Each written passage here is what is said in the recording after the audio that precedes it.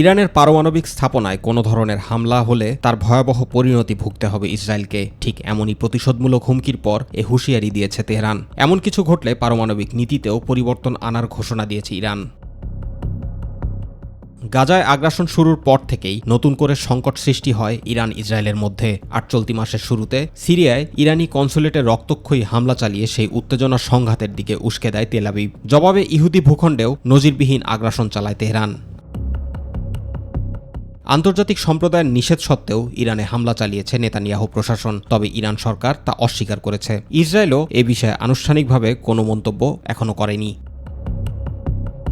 এদিকে চলমান উত্তেজনার মাঝেই তেল আবিবকে কঠোর হুঁশিয়ারি দিয়েছে ইরানের রেভলিউশনারি গার্ড IRGC। নেতানিয়াহু প্রশাসনকে সতর্ক করে তেহরানের স্পষ্ট বার্তা, তাদের পারমাণবিক স্থাপনা ক্ষতির মুখে পড়লে তার চরম মূল্য দিতে হবে ইসরায়েলকে। জুবাইর রহমান, মাই টিভি নিউজ।